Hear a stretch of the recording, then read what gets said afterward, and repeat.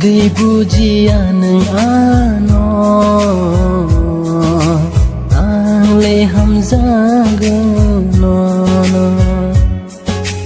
Tangi bujian neng ano ang leham zagano Tai bersenang ba bujian tong sina Tai bersenang ba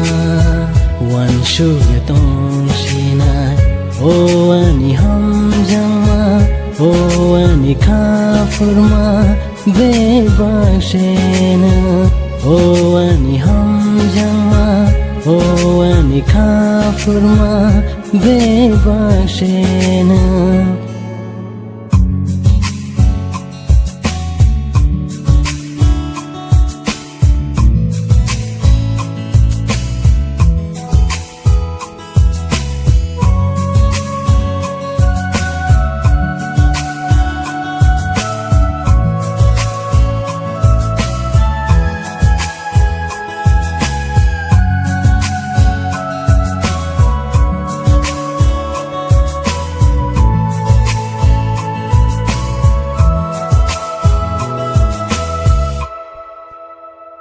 Tong tư tư cha tư tư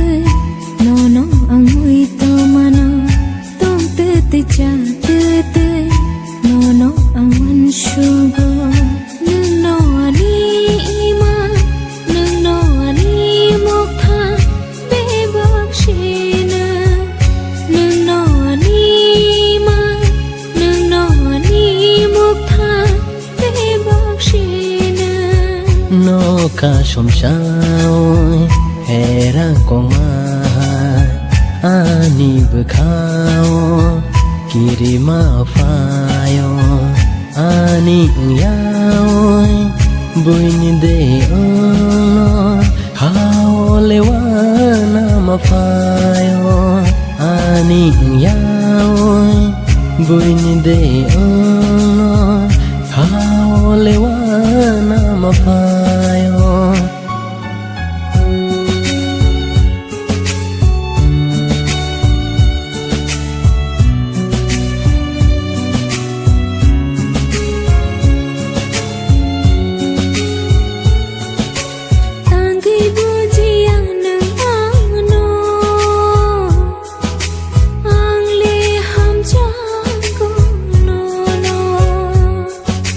Tangi bujian neng